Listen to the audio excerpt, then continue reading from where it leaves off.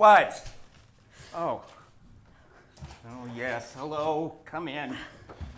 I'm Jack, and let's see, you are... Jill. Yes, I know. It happens occasionally. Yeah, Jack and Jill went up the hill. To fetch a pail of water. Yes. Yeah, you know, that used to mix me up. My name? When Jack fell down and broke his crown, I always imagined it was a king's crown and that he lost his power. Then I got older and found out it was his head. Oh, right. English sometimes doesn't translate well into English. Problem? No, I thought... And that's a good start. Every prospective teacher needs to think.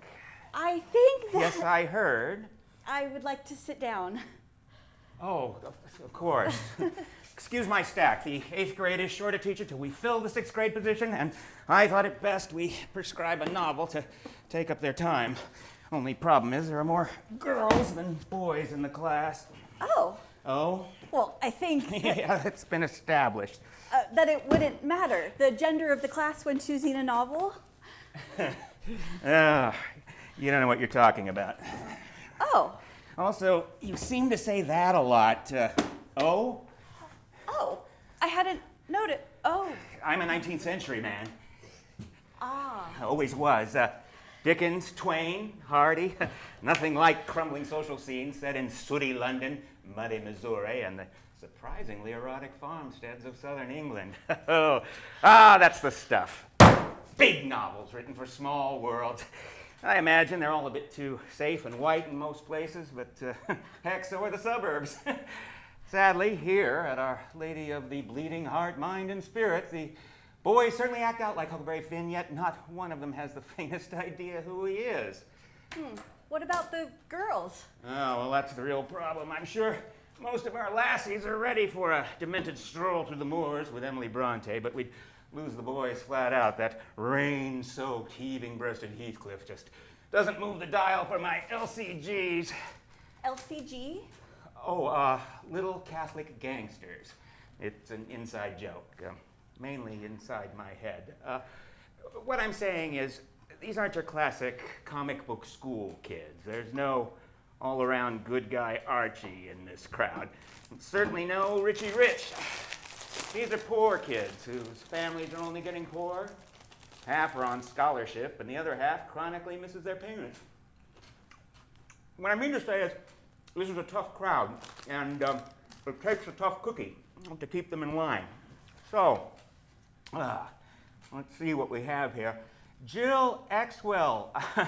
What kind of name is that? It starts out German and ends British? I'm Scottish. As you so aptly put it. Graduated University of Vermont. So are you a skier or a pothead? What? No, I don't. Oh, I don't ski, and I don't. Graduate degree. I'm working on one at Sussex College. Previous experience? None? I worked for 6 months as a teacher's assistant. No. Collecting assignments while your adult undergraduate professor sleeps off a bender does not satisfy my criteria for experience. For example, what would you do when a child ignites their textbook in the middle of class? Ignites? Fire! I'd put it out. With what? The fire extinguisher. Yes. I suppose you would leave the blazing desk to the care of children while you, the assumed adult, run into the hall for the fire extinguisher, and then return to douse students with a foaming spray of toxic chemicals. That should temporarily put out the conflagration until news of the day's in-class bonfire and summary hose down travels back to the many homes, which will then each burst into their own inferno until the school becomes deluged with an invasion of angry parents, lampooning op-ed articles in the local paper, grimly serious threats of litigation, and a likely funding by the archdiocese. Sure, that's a plan. I'm sorry. This is not going well. Agreed. And I think Need not remind me. I believe that it's not all my fault. Your style of questioning is... I have never... I imagine that's due to 4 years sequestered in the Green Mountains, either frolicking around in or smoking Mother Nature, or quite likely both. You have no license to question my style of communication. I've been assistant principal here for 17 years and served as the right-hand man to 3 mother superiors. And unless I experience a divine metamorphosis and wake up tomorrow morning as a nun, this is as far as my style will take me professionally. So you'll just have to live with it for an increasingly short amount of time. Now, as they say, what else you got? I graduated summa cum laude in a very competitive class of... Skiers and potheads. I was not a skier or a pothead. I tried both in one afternoon, and it did not go well. Finally, honesty. Honestly, I would like to talk about the job. The school? The job is to preside over a mob of 12-year-olds, as you continually contort your personality from highly tolerant babysitter to sympathetic mother to slightly harsh prison guard. And the school, well, we are, in my opinion, a protected pasture in this crumbling town, and we few educators tend to flocks of future factory working sheep. Some of them are very nice, most of them are very bad. Now, what are your thoughts on the human body? Okay, no, I can't, no. The 6th grade teacher is responsible for homeroom, mathematics, and health class.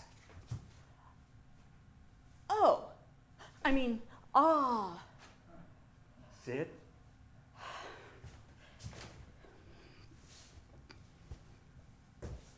If a student asks a question about, I shall be tactful here, corporeal arousal or the satisfying of innate urges. I get it. I assure you, queries of this nature are not satisfactorily answered with "oh." Sir. Please call me Jack. I'm Jackie to my friends. And dear John to my ex-wife. Jack, I know that I'm young and I don't yet have a master's, but I am prepared to competently answer any student questions in an intelligent and instructive manner. You believe in God? Well, yes. Is it a he or a she? I don't know, although I'd say many believe it's a he. Now, we go with a traditional bearded figure dressed in robes. Now, there's no reason it couldn't be a bearded lady, but that runs the risk of turning religion class into a sideshow. So, can I ask what you believe? Oh, well, I suppose my understanding of God changed as I did. I started out in a place like this, sopping up on Adam and Eve, the great flood, and the birth of Christ. Became an altar boy out of a sheer urge to be closer to the action. Choir didn't work out, though. Anytime I tried to hit a high note, the organist made a face like she'd eaten unclean shrimp. I went on to a nice Catholic high school, and my higher power came with me, forgiving innocent foibles along the way, and then my college years were spent in a public university. Talk about enlightenment. And now, as an adult, I balance faith and doubt in equal measure. Now, enough about me. Why do you want to be a teacher? Let me rephrase that. Are you a sadist? No. I'm a Democrat. That was a joke? Yes. Slightly amusing. Let's try this again. You, teacher, why? I guess I just love education. I didn't go to Catholic school. I did get all those stories, though. Adam and Eve, the flood. But they were my parents' version. Very colorful and a little sad. They were both artists. My condolences. They sent me to a progressive day school with lots of art and sharing emotions, but not much math or science. There were no A's or B's. Student progress was measured in shades of blue. So when I finally got to college, I fell in love with the Prussian model. Grades, quizzes, exams, a whole world of competition that I never knew existed. I was like a kid in a candy store. Oh, which one would you grab first? I'd make a beeline for the caramel creams. The Swedish fish, I guess. Are you listening to me? Socialist parents, Prussia, candy store. I'm with you. I know what a good teacher is. I had some really rotten ones and a few good ones, but most fell in between. And I understand the importance of giving these children an opportunity to shine because we all deserve a chance at greatness. Good. Now, important question. When do you plan on becoming pregnant? I'm not married. What does that matter? Don't your artsy-fartsy latter-day hippie parents want grandchildren? I refuse to answer that question. I'll put you down for 2 over the course of 6 years. Oh, wait a minute. You said Scottish. We'd better go with 3 over 8. Oh, that is enough. I could never work here. Yeah. Well, I have to agree. Not only would our students feast on a mountain-educated noob like yourself, but the nuns would remove your organs with their backhanded compliments and roast them over an open pit of condescension. Frankly, you don't have the stuff. I suggest you go back to Vermont and teach little communists there's much more to life than maple syrup and ice fishing. Oh, how dare you! The last thing we need around here is an overly sensitive, dim-witted Scot. That's it! You can call my parents hippies, you can scoff at the entire state of Vermont, and you can question my future childbearing trajectory, but I will not for 1 second allow you to piss on Scotland! We are intellectuals, sir. We gave the world David Hume. We gave you Adam Smith. While Americans were still in colonial diapers, Scotland was defining the way the world should think. That's right, I said it. Think! Think, think, think! You know what I think? I think you're a bully. You say these kids would eat me alive? Fine words from a little man who hides in his office and gets his bizarre freak on by asking inappropriate questions of good people. I'm a good person and I'm gonna be a great teacher. And you really want to know what I would do if some misguided youth lit a textbook on fire in my classroom? I'd open a window, throw the textbook out the said window, and tell each and every last little Catholic gangster that if that crap ever happens again in my classroom, the next thing flying out of that window will be one of them! You got that, you misogynistic, patriarchal, crude, twisted-minded son of a bitch! The job is yours. Can you start Monday? Oh.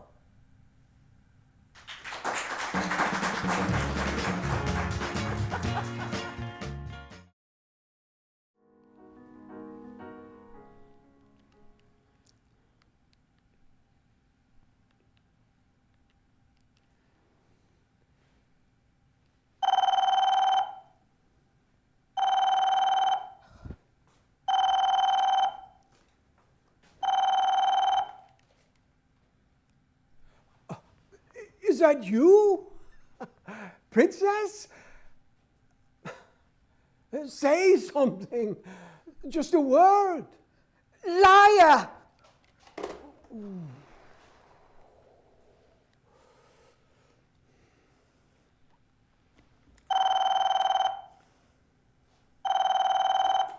No, don't hang up. Let me explain. No.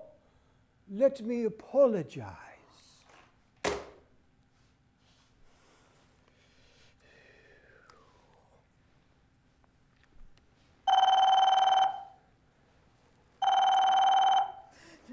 Stop ringing or I phone police. Ah, have me arrested? Yes, I hear they have electric chair in America. God, it's good to hear your beautiful voice, Princess. Leo, some men make women weak in knees. You make me weak in stomach. I see the time has not dulled your tongue. It's sticking out at you now.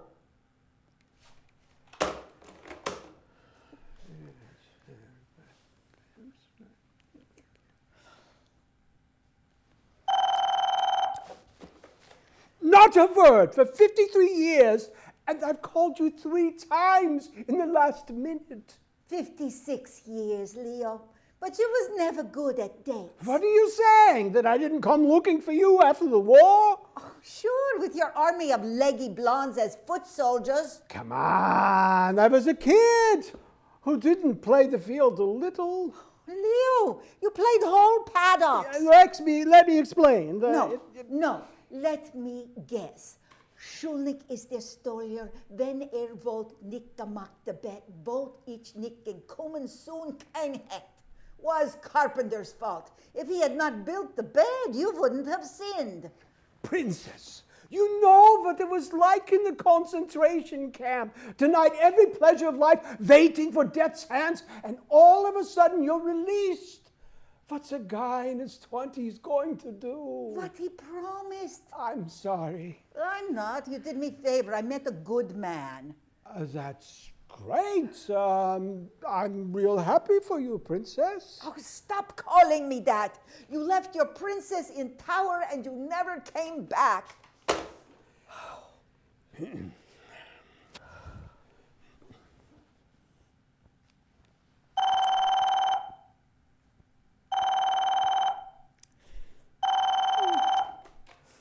Guess who? I don't have time for your chorus. I know. It's not as if you're standing there with your arms folded, staring at the phone, willing it to ring with that little frown of yours. You forget how well we know each other, princess. You are wrong, Leo. I went back to bed. Waiting for you, I gave up long ago. I don't know why I didn't come looking for you after the war.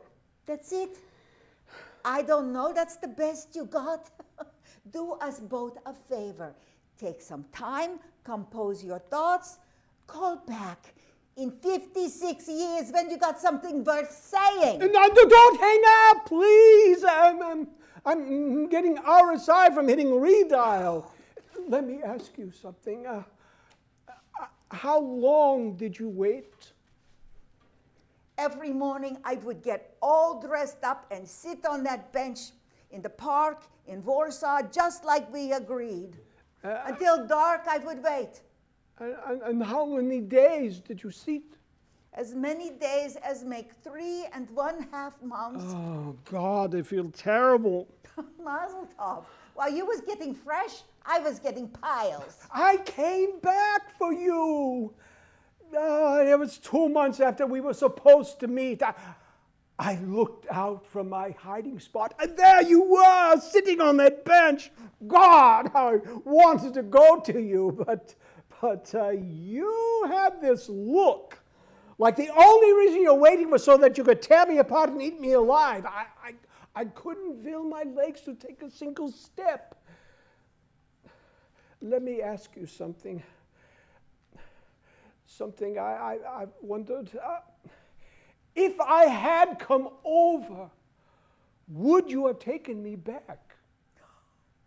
Only to tear you apart and eat you alive. You're still angry at me? No. Anger, I say, for Hitler. For you, Schmendreich, I want nothing more than slow death at painful hands. I came looking for you. It was about a year later, but you were gone. You expected me on that bench? What am I, a pigeon?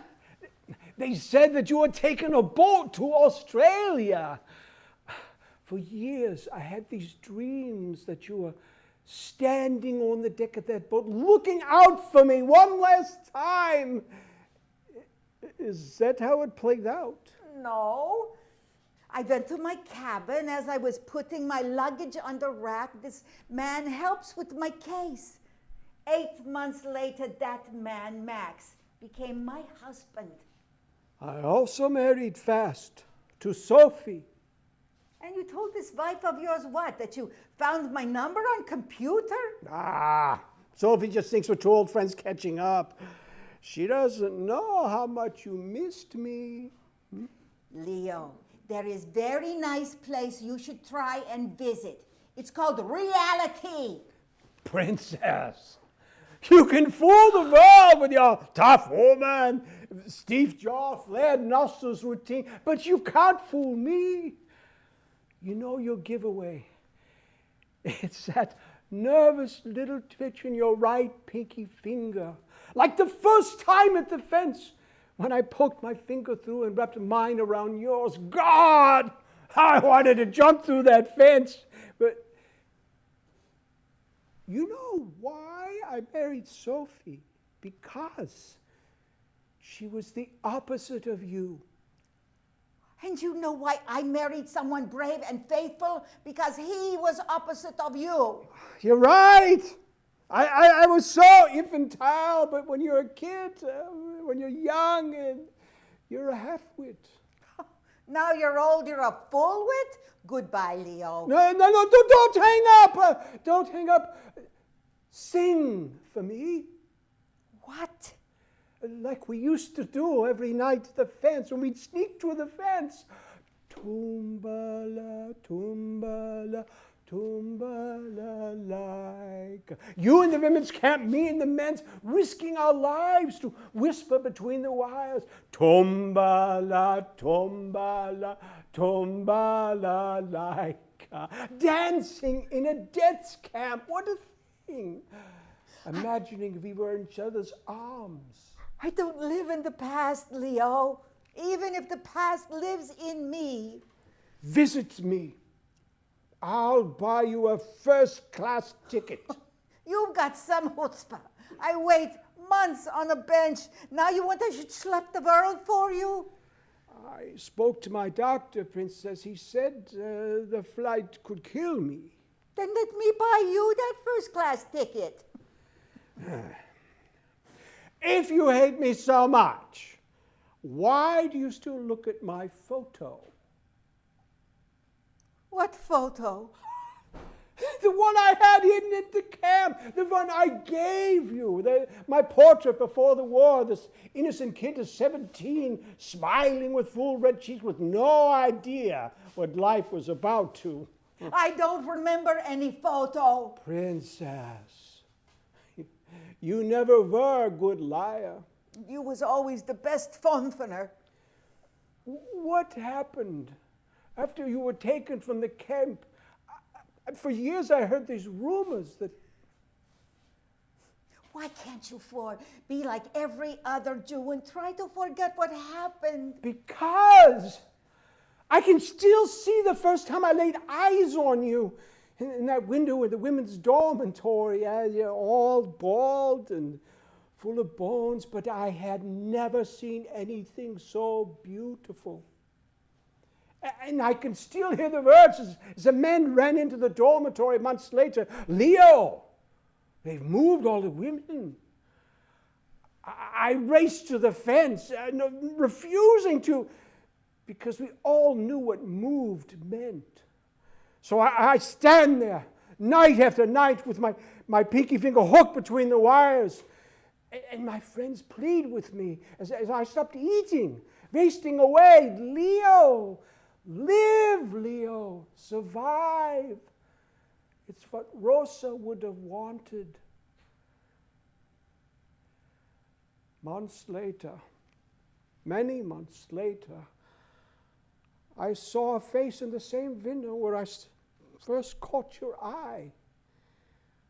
I met Sophie and we whispered between the wires. Soon after we were liberated. We married, not for love, for children to carry on our traditions, for children to tell their children what the Germans did to us. But always in the back of my mind was you. What if you survived? So I go back to the park, and there you are sitting on that bench, and there I am, a married man with a pregnant wife, knowing I had ruined both our lives. What do you want from me, Leo?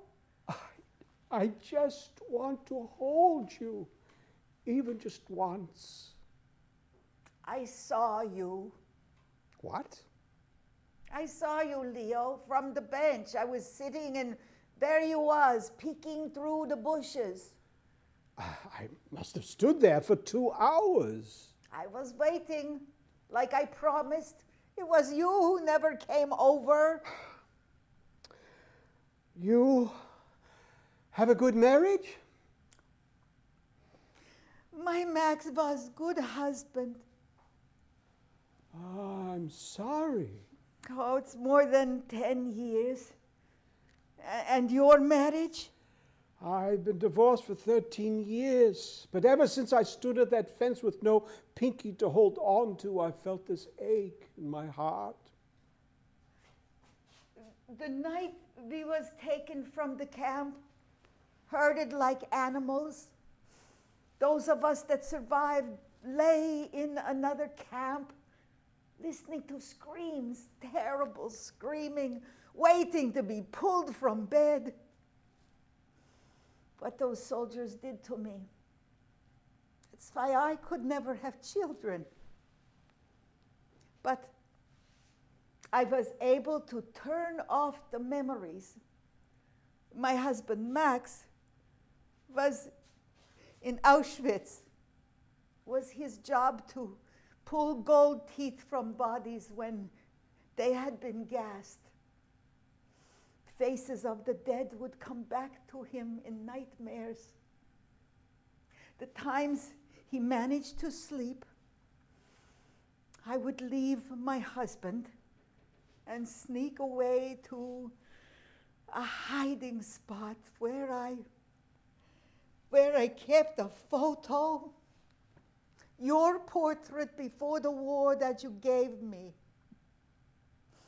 After Max took his own life, I was full of guilt. I went to tear up this photo, but as I took it in my hands, I saw that there was this message on the back.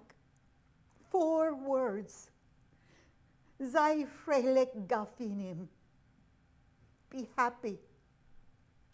Find him. He knew. For 47 years, Max knew. His whole life, he gave his heart to me when he knew mine was somewhere else. Rosa, I need to tell you something. I'm having a procedure. It's no cure. Maybe it buys me a couple of months.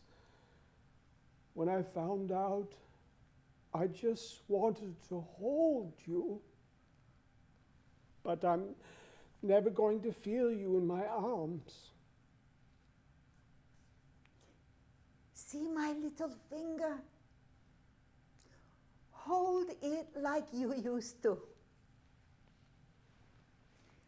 How does that feel? Like something I should have never let go of. Dance with me. Tumbala, tumbala, tumbala, laika.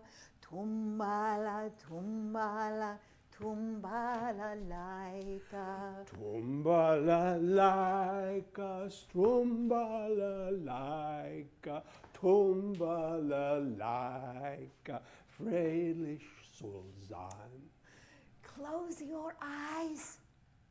You are in my arms now, Leo. And you are in mine, princess. Tumbala, tumbala, tumbala, laika. Tumbala, tumbala, tumbala, laika. Tumbala, laika, strumbala, laika. Tumbala, laika. Happy will be.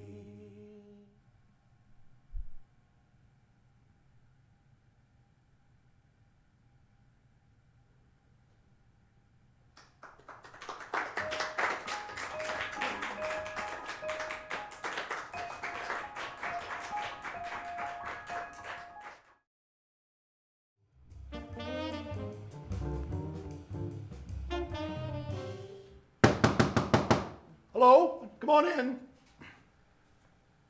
Dear Walter? Yes. It's nice to meet you, Walter. I'm Dr. Eddie. Dr. Eddie, thank you for meeting me on such short notice. You seemed very upset when you called. My whole future depends on this. That sounds serious, Walter. Can you help me? Well, I can sure try. Have a seat. Now, you had said over the phone that you think you're a superhero. No. No? I don't think I'm a superhero. I'm sorry, I thought... I am a superhero. Ah, yes, of course, of course. Now, what is your superpower? Film noir. Film noir? You see, right now, I'm just Walter. Mild-mannered and, well, basically shy assistant bookkeeper at Huston, Tuttles, and Wells. But when I need to, I can transform myself into... Walter, please. This is what I do for a living. Now, you can transform yourself into? Noir man. Noir man. Yes, Dr. Eddie. I'm Noir Man. I don't understand what that means. I was taking this continuing ed film class at USC. We were screening German Expressionism, Murnau, Fritz Lang, film, not video. I got cut on an edge of the piece of the film, and ever since then, Yes? I'm Noir Man. I still don't understand I can what that turn means. any moment into film noir. Okay, wow, any moment? Well, how about now? Now? A simple first visit to a therapist? Is that something you could...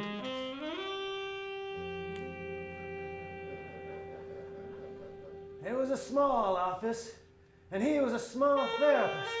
But on the wall hung a diploma from a big school back east that liked to hide its secrets behind ivy and a whole lot of Protestants. Okay, I get it. I suspected him from the first. If he knew as much about human nature as bona fides claim, then why was he wearing a bow tie and penny loafers? Walter! Walter! See what I mean? That was impressive. You kind of went far away on me there. Now, if I understand the problem, I haven't mentioned the problem. well, you sort of shifted the old genre there, you might say. That's not the problem. I like my superpowers. You do. My clothes fit better. There's always a ceiling fan. I like it. Walter, from what I've read, the essence of most superpowers is that it allows the superhero to do something that people normally can't do, to achieve a sort of goal. Noir Man does that. You achieve something? Most people walk through the world blind, Dr. Eddie, never really seeing the truth about people. I see the truth. I see the dark underbelly in everyone. I see your dark underbelly, Dr. Eddie. Okay. I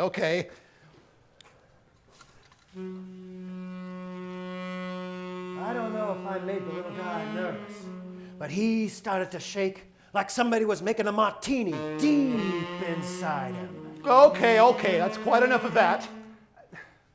Walter, if you don't think this is a problem, why does your whole future depend on my help? It's my girlfriend, Vera.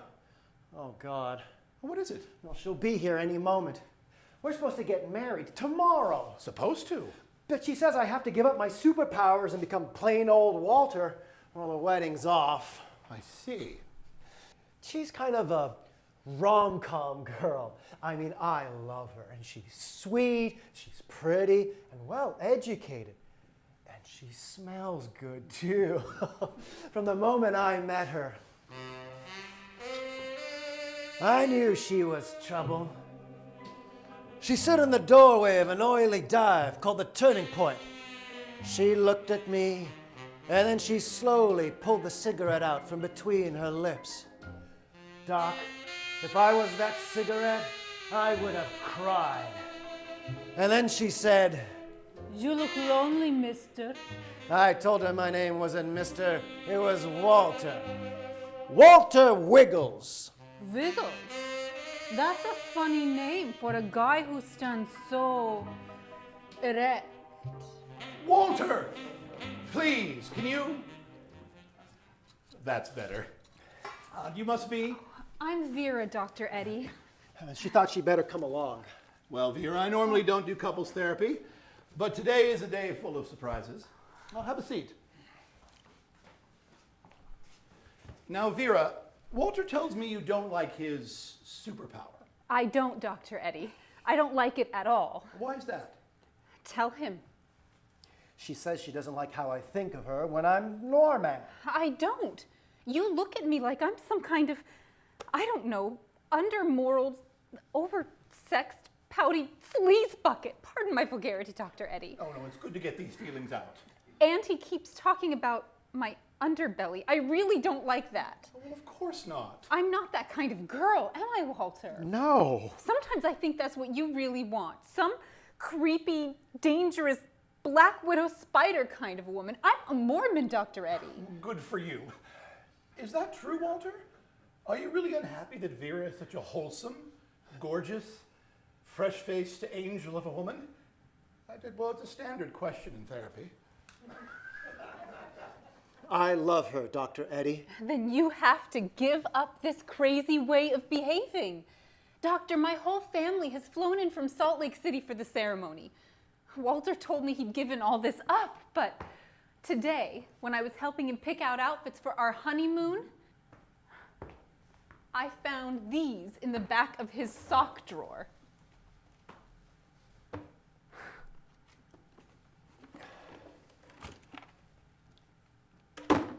He lied to me, Dr. Eddie. He's still Noir Man. I guess he is. I wanted to go straight, Vera. I tried. Honestly, I did. Then I met your mom and dad, your Aunt Lenore and Uncle Brigham. Grandpa Mitt. I just couldn't do it. I have to hold on to these things, or else I'll lose my mind. They make me feel so dirty, Walter. If you loved me, you'd give them up. The street lamps, the fog, the falcon. You have to make a choice. It's Noir Man or me. What am I going to do, Dr. Eddie? That depends on what you want, Walter. You could have a fine life with a wonderful woman, a beautiful woman, a really nice smelling woman. Thank you, Dr. Eddie. Or keep your superpowers and continue to be Noir Man. Well, lonely, isolated, and poorly lit Noir Man. And you can't love Noir Man now, can you, Vera? Noir Man doesn't trust me. I think trust is essential, don't you? Well, it's the most important thing. She has to know that she can trust you. And I doubt Noir Man could ever trust like that. You know it's true. Come on, Walter, what's your decision? What's it going to be? I don't know if Please, Walter. Are you or are you not going to let me become Mrs. Walter Wickles? I do like the sound of that. And trust is the most important thing. Isn't it, Doc? Well, I think it's time.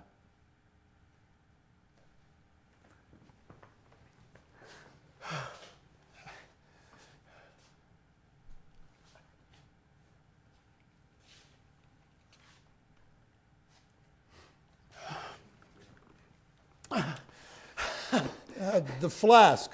Walter?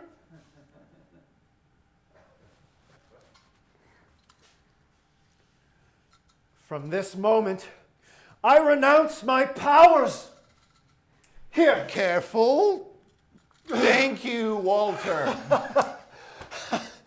No more Noir Man. Now I'm just Walter. Mild-mannered and, well, basically shy assistant bookkeeper at Huston, Tuttles and Wells. And I trust you, Vera. Oh, Walter, that's just what I needed to hear. What was the matter with me? I feel like a weight has been lifted. It has. And thank you, Dr. Eddie. Here. Anytime. Vera? What are you doing? What's the matter, Walter? Haven't you ever seen a gun before? What do you want me to do, count to 3 like they do in the movies? But Vera, what about trust? 1, 2, 3.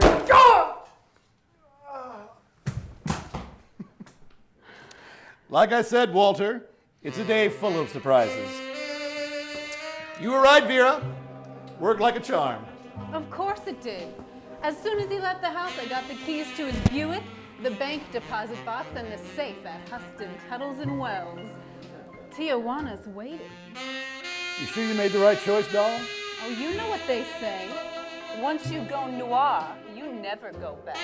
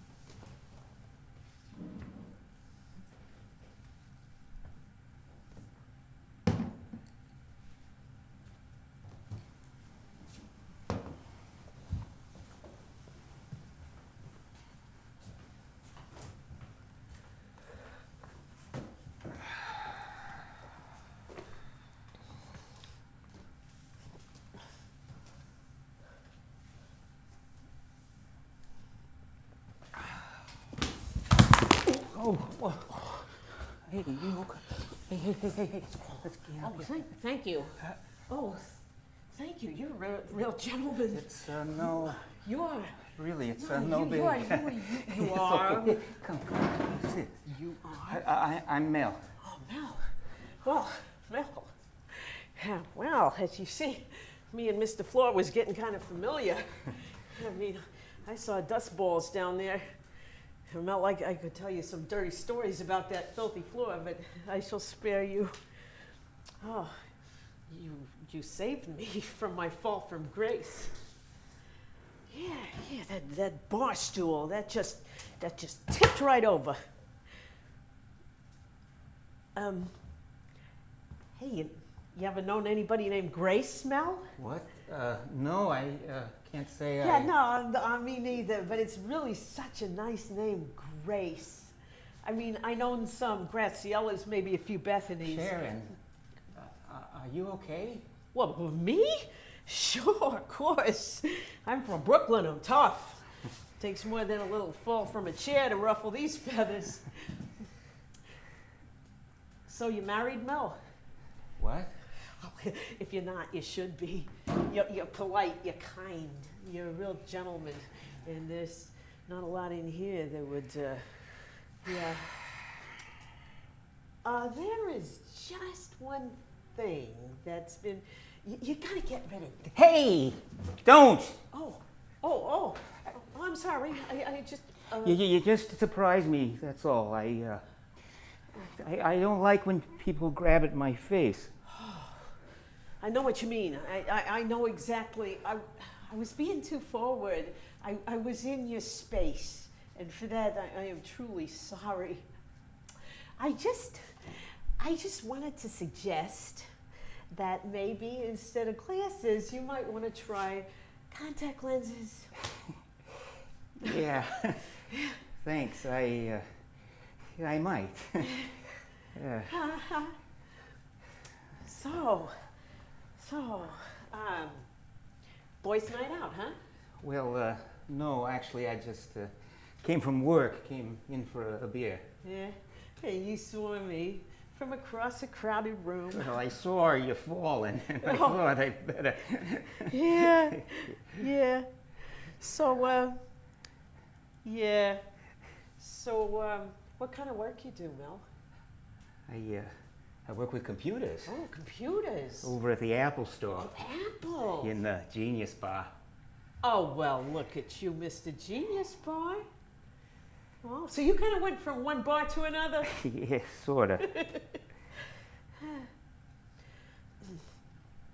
May I make an observation, Mel? Sure. You're shy. You're a very shy guy. Yeah, I know. Been told that before. And you shouldn't be. What you got to be shy about, huh? You're a good-looking man. You're smart. And I mean, look at you, shit, Mr. Genius Bar. Any girl in here. Sharon, Oh!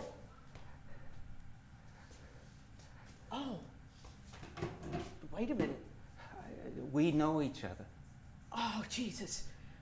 Jesus from this bar? No, nothing like that. Oh, what, from the neighborhood? DITMAS. DITMAS Junior High. Brooklyn? You went to DITMAS?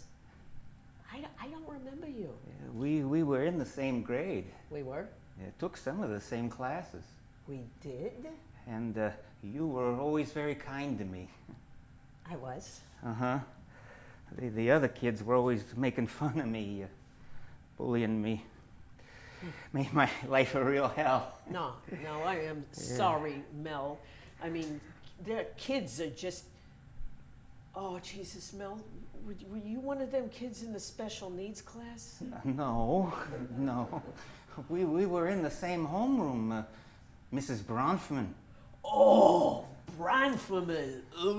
I remember her, but I don't. Well, Sharon,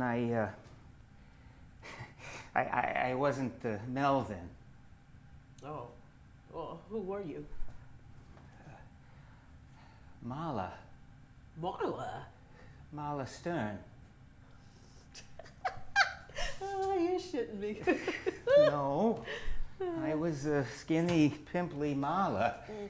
Wore those tic-tac glasses, which the other kids always love knocking off my face. I was a real mess. I had no idea who I really was back then. It was pretty horrible, but you were always so kind to me, protected me. I did? Yeah, more than once. Yeah? I told the other kids they better leave me alone or else, and they knew you meant it. Yeah. You were pretty tough back then. Yeah? Yeah, I guess I was. Well, at times you even took me by the hand in the next class. You were like my personal bodyguard, my guardian angel. Oh, You took care of me. you and Marla. Oh, holy shit. Except now I'm Mel, and I'm a man. Oh, Jesus. Oh, Jesus. I mean, you hear about this kind of stuff lately. I mean, it's been all over the news. Yeah, I just brought the inside out. But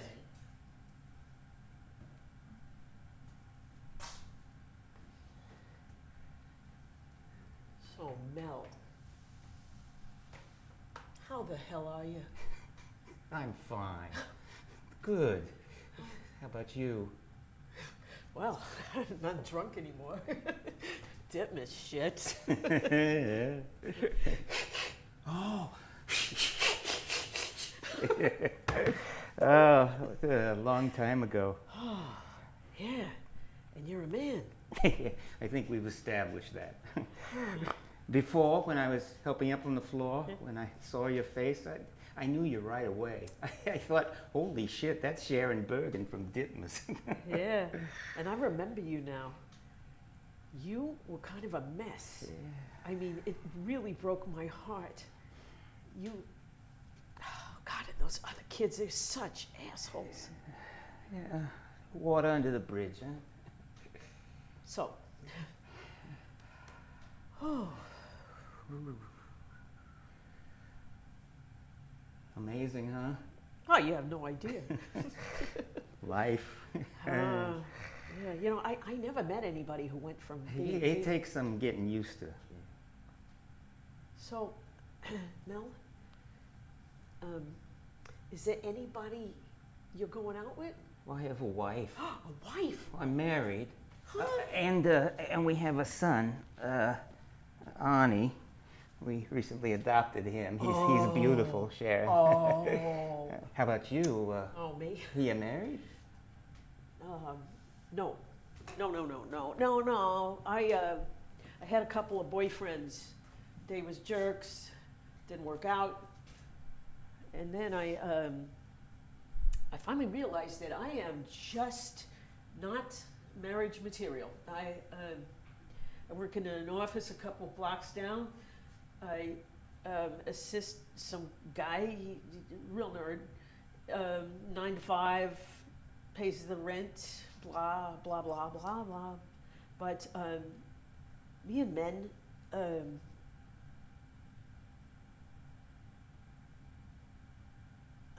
shit! The people you meet in a bar. Well, I guess I should get going. Oh, yeah. Me too. I got a new dog that needs walking. Well, yeah, but what kind? Oh, he's kind of a rescue. He's sort of a boxer St. Bernard mix. I call him Arthur, like he's got a pedigree or something, but he's really just a mutt. A rescue, huh? Yeah. Yeah. Well, I should get home. Oh yeah, me too. Arthur awaits. Sharon, let's keep in touch, huh? Yeah, sure. So, you know, Mel, you seem really good. I mean, you were so different, like really together. Well, it was tough for a while, but life's good now. I lucked out.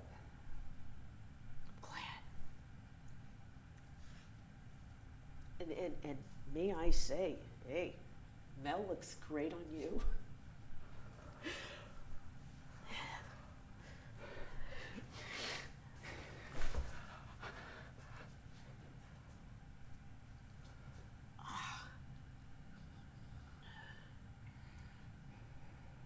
Thank you for taking care of me all those times, for coming to my rescue back at DITMAS. Hey, that was no big deal. And, thank you for saving me from Mr. Floor after my fall from grace.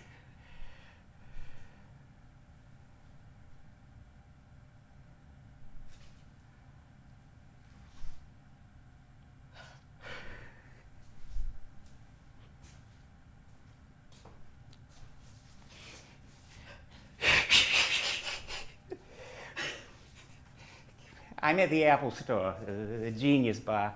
Stop by. Yeah, I will. You take care. No, you take care. Oh. Huh. Wow.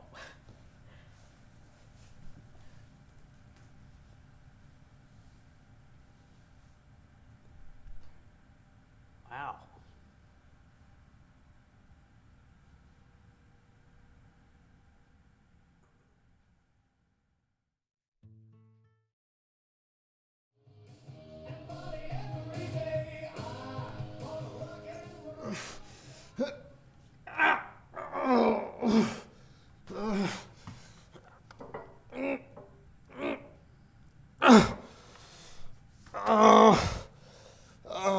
Lisa?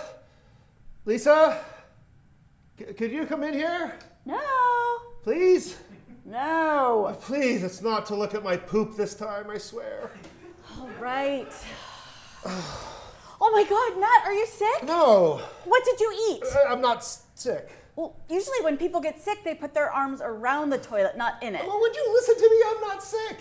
Well, why is your arm in the toilet then? That's gross. You know what people do in those things? I'm aware, yes. So, My hand, it's stuck. oh, Matt, you know you're not handy. No pun intended. We should call a plumber if we need plumbing work done. I would rather pay the money to have a professional come here and do it than to have you try and do it, not be able to do it right, and have us then have to call a plumber anyway. I'll get my phone. No. Lisa, please. Do not take my picture. Oh, come on. I know it's not one of your goofy posed photos, but you have to admit, hands stuck in the toilet is a good one. No. All right, fine. No picture. Getting your hand stuck in the toilet sure makes you grouchy. I thought it would be simple. Home repairs are never simple, you know that. Remember when you tried to put the gutter guards on and you fell into those rose bushes?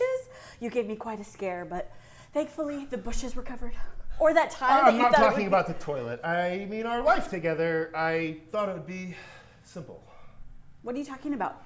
Well, I love you. You love me. We should be a happy family. Matt, that's Barney the Purple Dinosaur's theme song. It's not a marriage philosophy. Look, I know everyone has problems, but when we started out, things were so simple.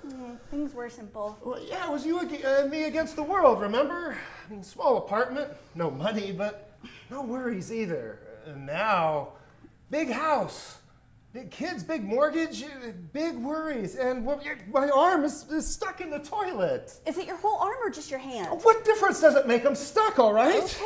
Okay.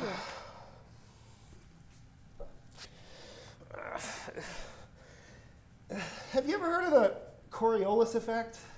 Oh, yeah, where a butterfly flaps its wings in Peru and then somewhere in the world there's a hurricane? Not exactly. So the Coriolis effect is about how water goes down a drain, counterclockwise in the northern hemisphere and clockwise in the southern hemisphere. Oh, yeah, I've heard of that. Weird, huh? Wait, are you using some obtuse scientific terms as a metaphor for our marriage? No. I'm not saying our marriage is going down the drain, not clockwise or counterclockwise. No, what I mean is everyone's heard of this. and accepts it. They even gave it a fancy name. And you were testing this out and you got your hand stuck? No. Okay, so then... Well, okay, so it turns out that the Coriolis effect is total bull. The way something goes down the drain has to do with the shape of the container and the motion of the water before it goes down the drain. But somebody tells us this whole clockwise, counterclockwise crap, and we take it on faith. And that's exactly what happens when we're growing up. Somebody tells us this story of the way life should be when we get older, and we all just accept it. You know, you get a job, you fall in love, you get married, you have kids, you retire, yippee, you did it, you finish the race. But nobody tells you about the disappointments, about the heartaches, about the goals you'll never reach. Well, I feel like my life is whizzing by, and I'm waiting for the good times that are never going to come. Or worse yet, they're already behind me. I really wish you'd called a plumber. Well, there's nothing wrong with the toilet. What? The toilet's fine. Okay, well, now I'm confused. Why did you put your hand in the toilet then? Or do I not want to know? Oh, God.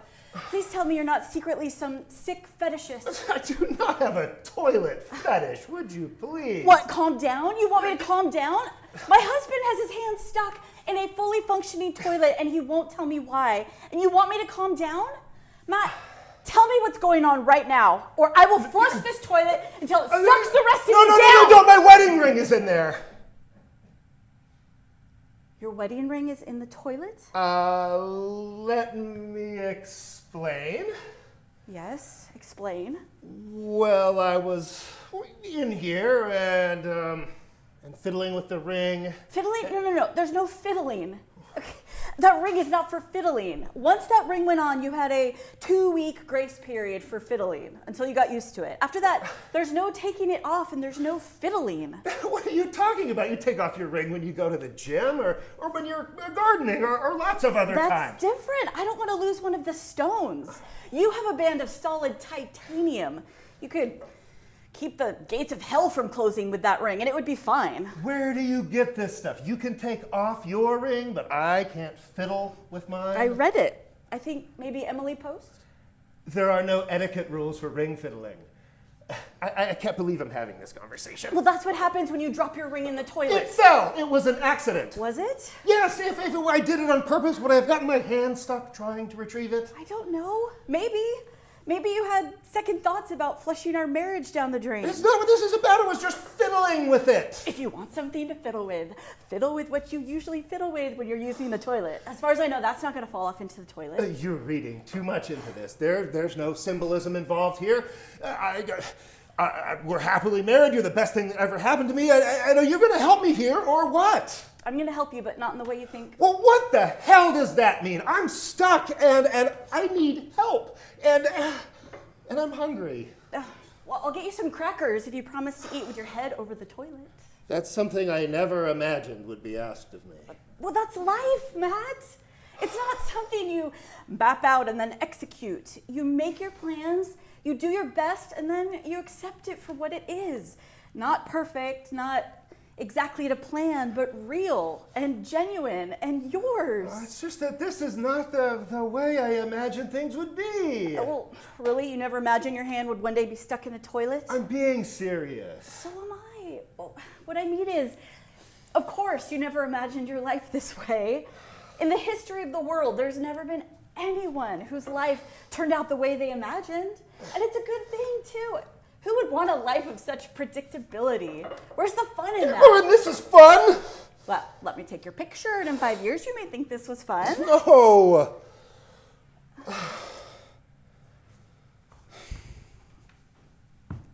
We have a good life, Matt. We're healthy. We can afford a nice home. We can put food on the table. We have good kids, relatively good kids. Increasingly annoying, but compared to others, good kids. This can't be about the kids, can it? The kids? No, I mean, I don't know. Sometimes I want my babies back. You sound like a mother. Oh, don't make fun of me. Oh, no, I'm not. It's just usually you hear that from women. I didn't know you felt that way, but I absolutely know how you feel. Every mother loves babies. It's too bad they have to grow up. What I wouldn't give for one more day of coming home to kids who are happy to see me, who wanted to talk to me and have me play with them, to be able to hug them without them pulling away in embarrassment, to listen to them tell me every detail of their day like it was the most important thing in the world, instead of just having them talk to me whenever they need money. Oh, it's not that bad now. Well, I mean, I know, but sometimes They're teenagers now. They're supposed to be annoying. Oh, yeah? Yeah, otherwise we would never let them go. I mean, I guess you're right.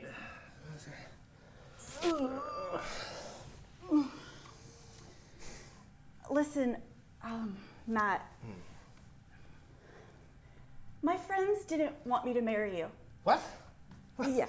Which friends? Well, all of them. And all of my family. No, not on Enid. Yeah, on Enid. And all of my coworkers, too. They thought you were too uptight and rigid and insecure and conservative, and you smelled funny. I was on a medication. I had a fungus, remember? I remember. And while none of them specifically predicted you were the kind of guy who would one day get his hand stuck in a toilet, they didn't think you would make me happy. Why are you telling me this now? Well, just listen. No, I don't need to listen. They were right. I am insecure. And uptight and rigid, and I used to smell bad. I mean, before my condition cleared up. Matt, they were wrong. I mean, yes, you're those things, but I don't care. You're a lot more than that. And I love and accept the whole package. My friends and my family and my coworkers and my neighbors. Your neighbors? Well, yeah, and the minister. Reverend Heiderscheit? All of them. They were wrong. Because you do make me happy. We're not the rich and famous jet setters we dreamed we'd be, but so what? Look at our photo albums. We've had a rich life, and I wouldn't trade it for anything. And I think if you just adjust your expectations a little bit, you'd see it the way I do, as a quirky, wonderful, sometimes maddening adventure that we got to and get to take together. And besides, you smell a lot better now. Well, how'd you get to be so wise? Oh, well, like most women, I've always been this wise. It's just husbands never listen. Well, I'd hug you right now, but one of my hugging hands is stuck in the toilet. Everything is gonna be okay, Matt. You, me, the kids, everything. Maybe if you just let whatever happens be okay, just a little bit, you'd feel a lot better. Well, I'll do that. Oh, hey! Oh! Would you look at that? See what happens when you listen to your wife? Now smile. For what?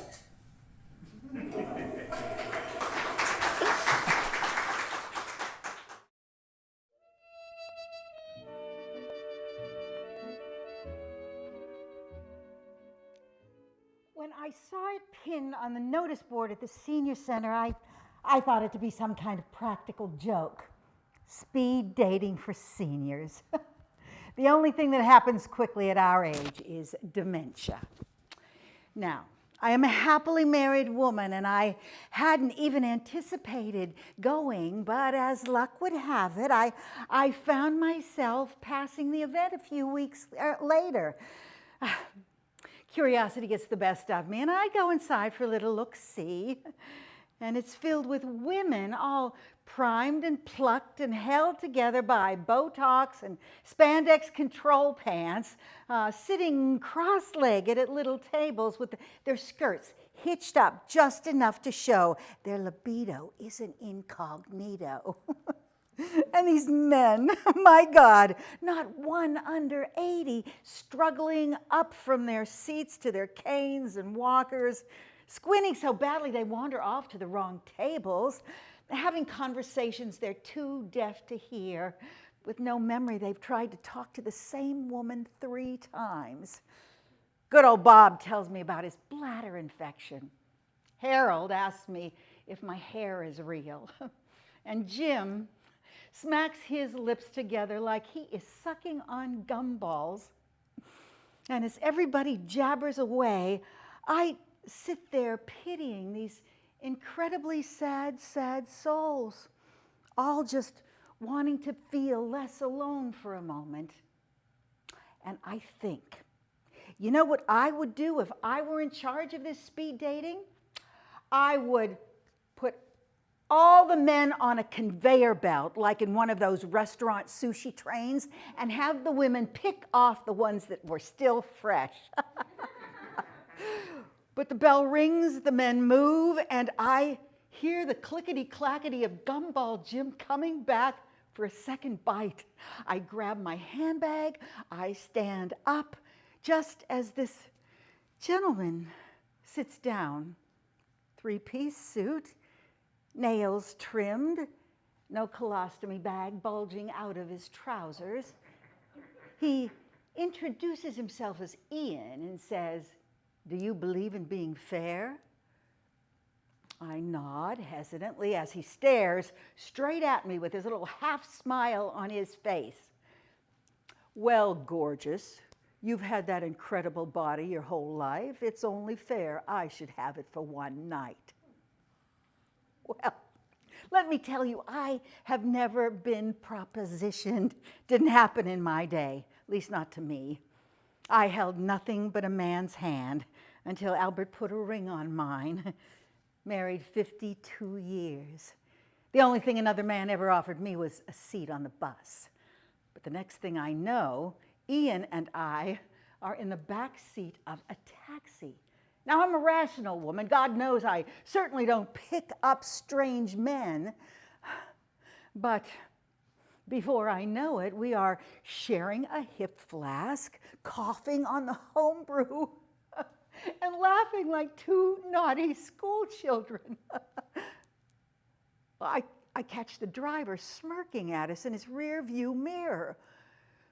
What on earth am I doing? At the next red light, I will apologize to Ian and make a less than dignified exit. But every light is green, intersection after intersection, like some greater force is driving me forward. As I lean toward the driver's ear to ask him to pull over, Ian leads toward mine and says, "Don't do anything that makes you uncomfortable. I'm paying the driver for the night. He'll take you home anytime you want."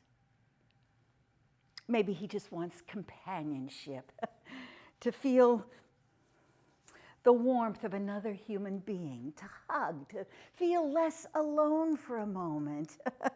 Well, that's not cheating, is it? I'm merely being a good Samaritan. We check in to a lavish 5-star hotel as Mr. and Mrs. Butkus. The snooty-nosed concierge types in our details, asking us how to spell Butkus. Ian, completely straight-faced, responds with B-U-T-T as in backside, hyphen, G-A-S as in odor. It's Dutch. My family were in the baked bean business.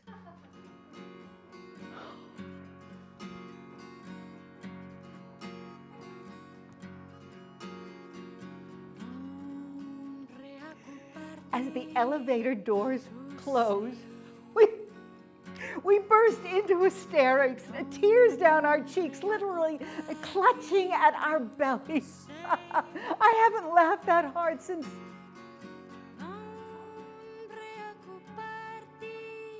As we settle, the silence leaves just Muzak.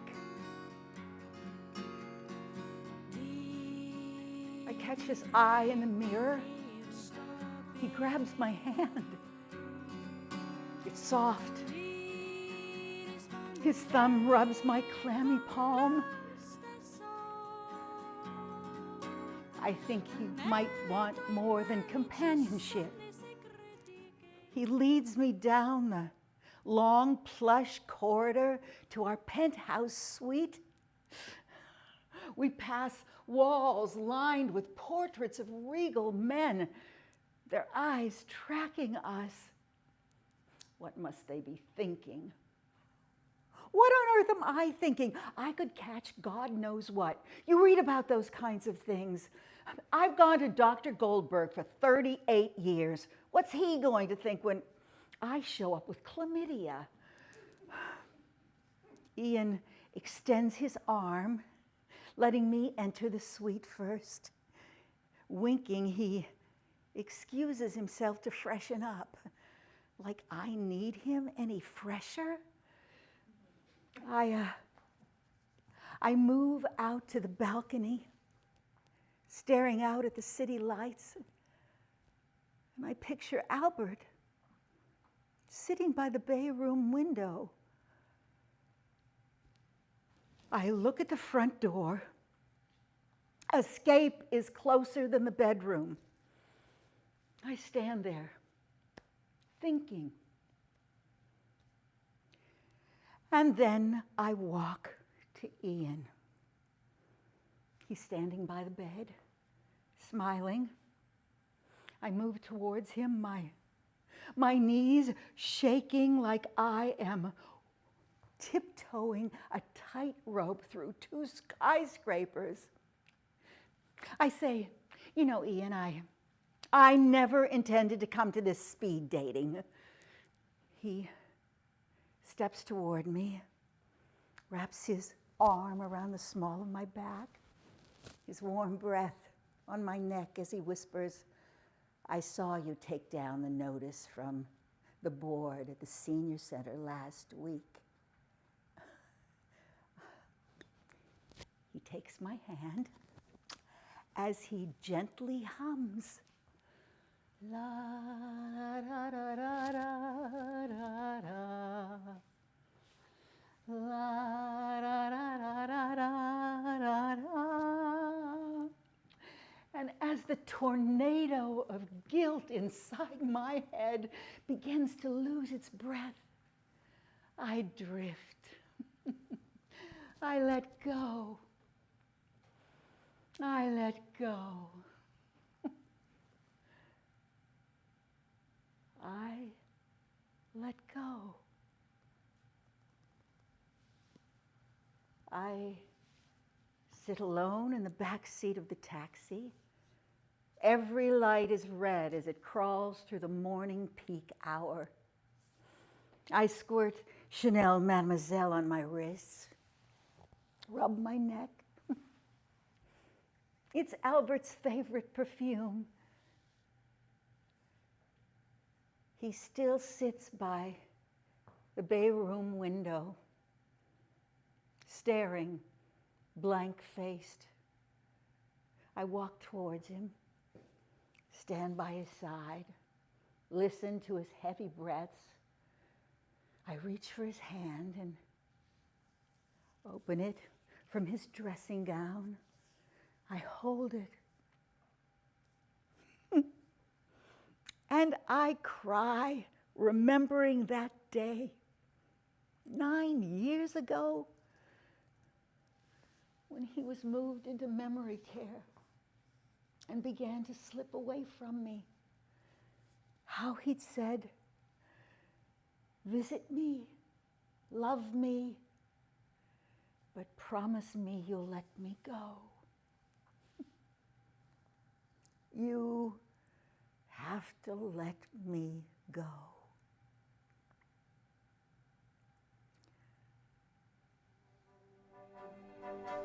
Non, rien de rien. Non, je ne regrette rien. Ni le bien.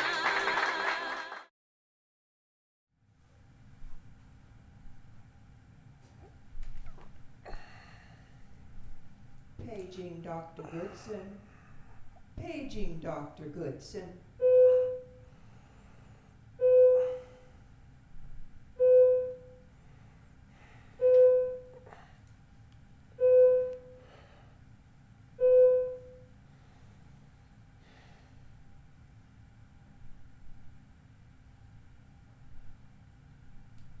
So?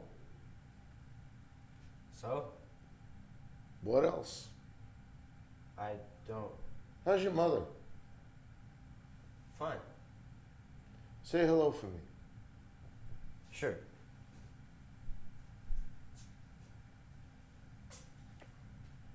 So, how's things? Things are good. Yeah. Work. Great.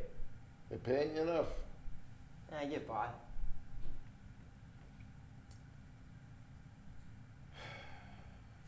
So, how's Boston? Boston? Boston's great. Yeah. You like it up there in Beantown? Yeah, I do. Boston's just great, you know? No, I don't. Don't what? I don't know. I've never been there. No? Nope. Well, you should come up sometime. Yeah. Paging Dr. Ly's son. So how you feeling? You asked me that already.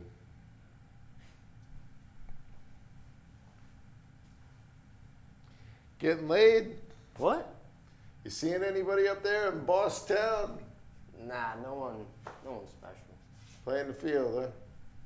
More or less. Just like your old man. I bet you do all right. Well, they're not knocking down doors. So what do the doctors say? Doctors. They come in here and they ask me, how you feeling? That's it? 2-3 times a day. Really? How you feeling? How you feeling? Sometimes they come in like little groups. They look at me, they whisper amongst themselves, they go outside, they talk some more, they come back in. It's probably just, they take some blood. I'm sure it's just... It's cancer! Cancer, for Christ's sake.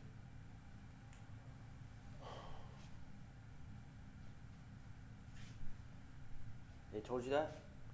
Do you think I'm stupid? No. Hey, don't bullshit a bullshitter, okay? Okay. Cancer. Colon cancer, advanced. Well, so you know, they told you. Pretty soon they'll take me downstairs, open me up, take a look inside, see how far it's... Is she dating anyone? Who? Your mother. I don't know. I don't think so. Beautiful woman. Attention all visitors. Visiting hours will end in 5 minutes.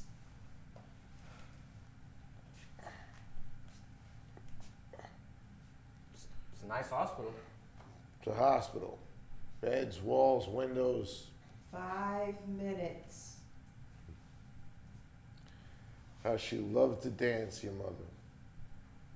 Yeah, I remember. When we were young, we'd go into a bar or a club, and every guy's eyes would be just on her. Yeah? Drop dead gorgeous. Every face would do an about face. Then some guy put some change in the jukebox. Shit, she loved to dance. Regular Rita Hayworth.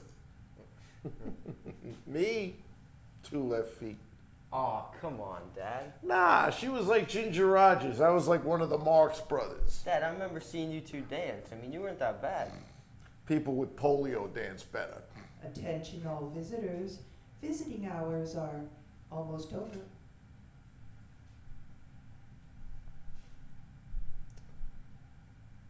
Time to go, I guess. Yeah. When are you going back? Tonight. Visiting hours are over. Taking a plane? Train, I think. Really?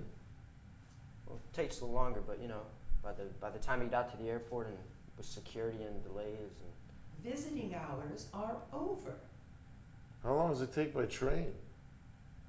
I don't know, about 3.5, 4 hours. That's not too bad. No, I do some reading and... Over. Well, thanks for stopping by. Yeah. So, I'll see you, Dad. See ya. Say what you have to say. So long. Say what you have to say. Dad? What? Say it. Dad? What? Now. I love you. What? Louder. I love you, Dad. I love you. I love you too. Yeah? Of course, you're my son. I know, but you know, we never... I'm sorry the way things turned out, that I wasn't a good father, that I left you and your mother, that we haven't talked in all these years. Dad. What? Dad? What, son, what?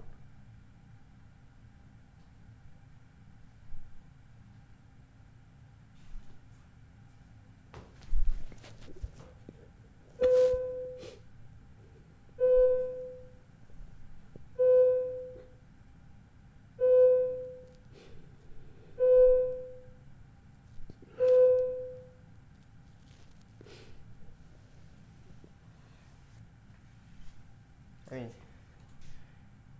you realize this is the last time we're ever going to see each other. Yeah. And that you're going in there and you're going to die during the surgery. I know.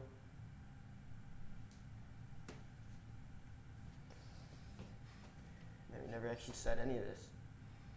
Not a word. I mean, no last minute goodbyes. No holding you. No last minute I love yous. I mean, none of this will actually ever happen. Of course not. How could it? Visiting hours are now over. I should go. Yeah. It was really nice seeing you. I should get some sleep. Right.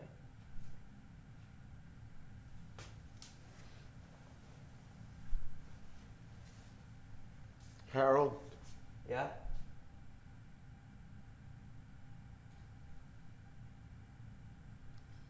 Give your mother my regards. Sure.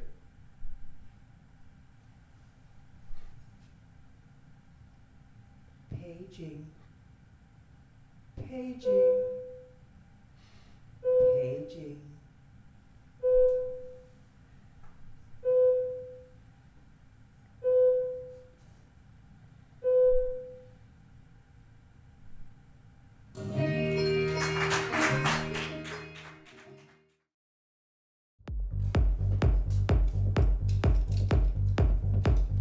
No, thank you, Mrs. Banks.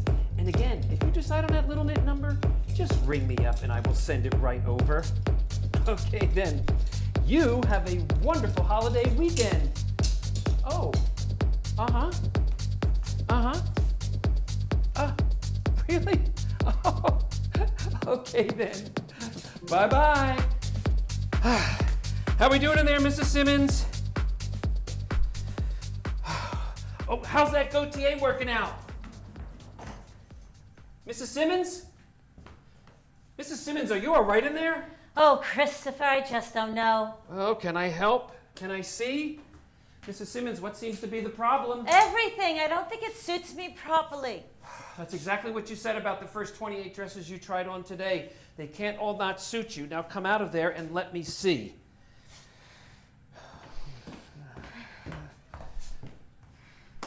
Oh, my. Oh, yeah, I know. It's just awful, isn't it? No, it's not awful. No, you misread me. No, it's stunning. Really, it's simply stunning. Oh, really? And the fit? Oh, the fit? As if it were cut and sewn for you. It is so you. Yes, in fact, it is screaming your name. Oh. Mrs. Simmons, buy me, buy me. Oh, I'm not so sure. Well, I am completely sure. Never have I been so sure. Mrs. Simmons, have I ever led you astray? and I never would. Lucy, I'm home. Come on, let's go. Oh, I hear $4.95's a mess all the way up to Hyannis. Oh, I didn't realize you had a customer. And so close to closing time on the last Friday of the last weekend of the summer. Whoa, okay. I think we all know that's not working. What did he say? Nothing. Nicholas, behave. Mrs. Simmons, this is one of our newest sales associates. Sales associate? Who are you calling a And sales this is Mrs. Simmons, one of our most loyal customers. I was just telling her how fantastic she looks in this dress. But I'm not so sure. Well, I can understand that. And so we were at a standoff, you see. And you, Nicholas, you're the deciding vote. So, what do you think?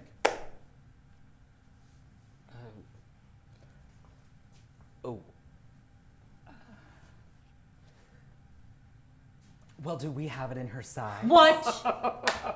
What a joker that Nicholas is. He's such a kidder. Oh, yeah, that was a joke. Then why am I not laughing? No, sorry, I was joking. Okay, Chris, are we near ready? I just got to do the closing paperwork and I'll be ready. Well, then off you go.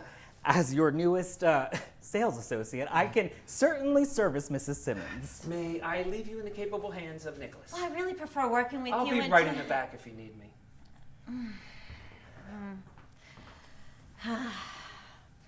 I had one like this years ago in fuchsia. Really? Yeah, the fuchsia one was even skimpier, even more bare. But I had a different body type back then. I was younger back then. Well then, we clearly can't go back to the fuchsia. I don't even know where I'd wear this dress. Oh, so many places. It's so versatile, from day into night, and then back into day if necessary. Tell me again, what do you call this color? Blue. No. He had another name for it. The fellow who was helping me before, what's his name? Christopher. Okay, and he's not just some fellow, okay? He owns this joint. Yes, Christopher. Could you ask him to come out? Oh, no, I'm afraid he's tied up right now. But he had another name for it. Another name for what? For this color, for this extraordinary color that you so carelessly called blue.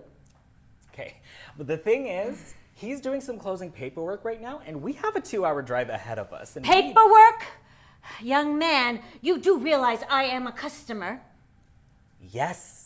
The price tag dangling from the garment gave it away. And as a customer, I am demanding he tear himself away from the paperwork. I want to know the name of this color.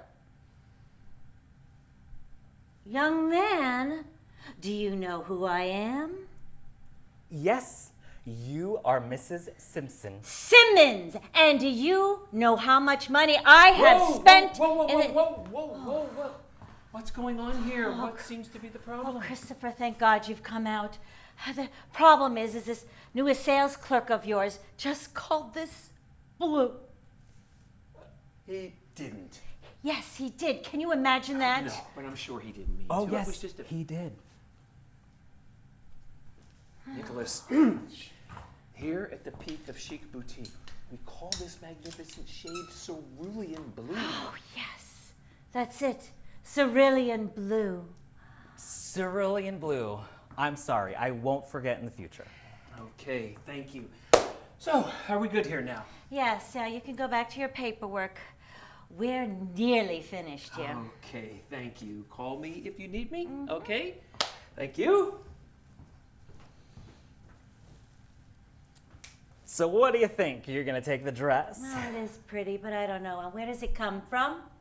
Paris. All the garments in here come from Paris. No, I meant, where does the name cerulean come from?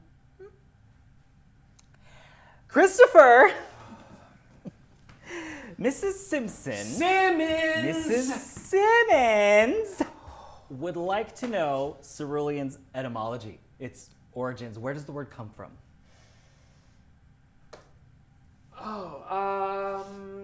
I believe it's from the Latin word ceruleus, meaning a dark blue, almost a midnight blue green, which in turn is derived from cerulum, the diminutive of coelum, meaning heavenly sky. Yes, it is a pretty color. All right, then. Thank you. You can go finish your paperwork. We'll manage here. Very well then.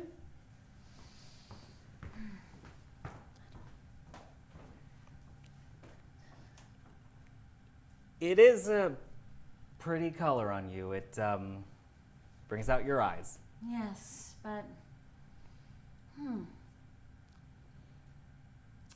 I was really looking for something in a gentian blue. Bummer. But you say it brings out my eyes.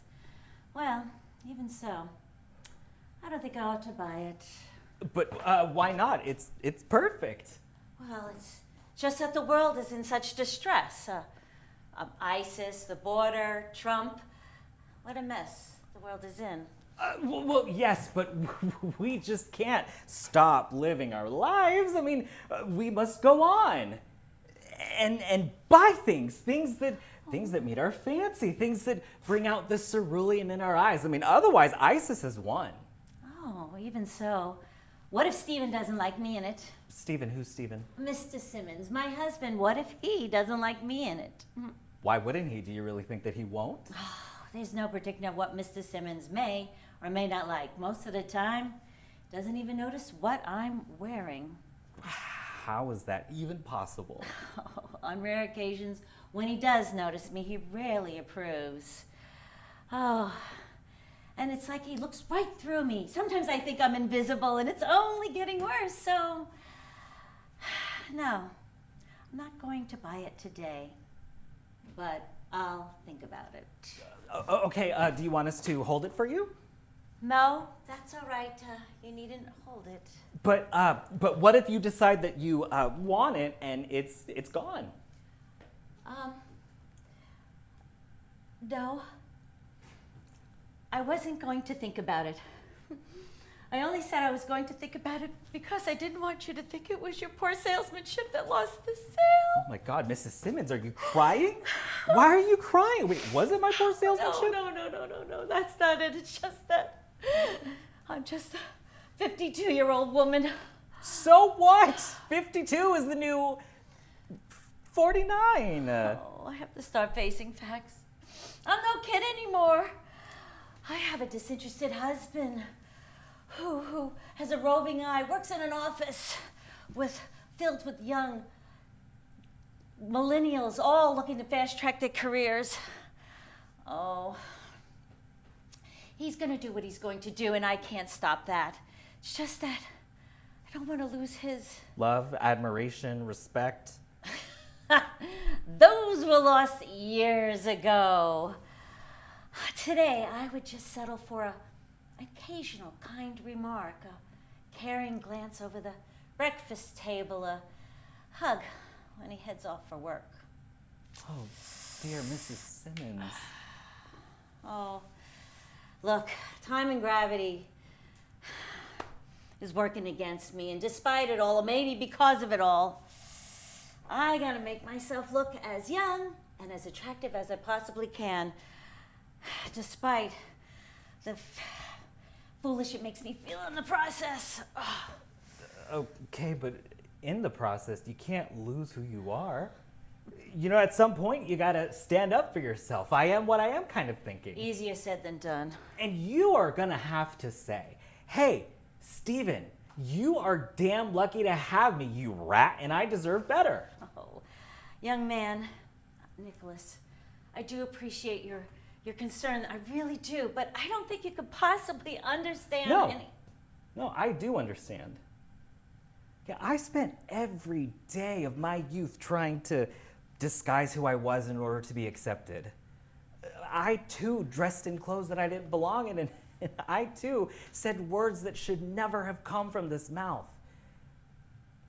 But then one day I realized I was not living my life. I didn't like this fictional character that I'd created.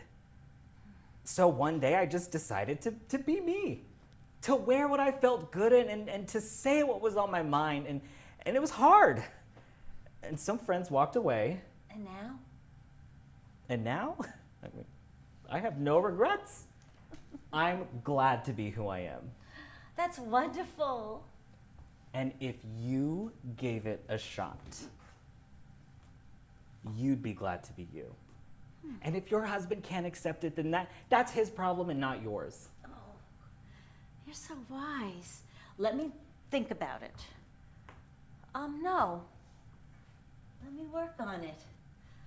I hope to get there eventually. You will. I know you will. But as far as the dress goes... Hey, you know what? You gave it your best shot. If it's not working, then just let it go. There will be others. I so hope that that's true. Come here. Give me a hug. Ooh, you're such a sweet boy. Whoa! How are we doing here? We're doing just fine, Christopher. Yeah, Christopher. We're good.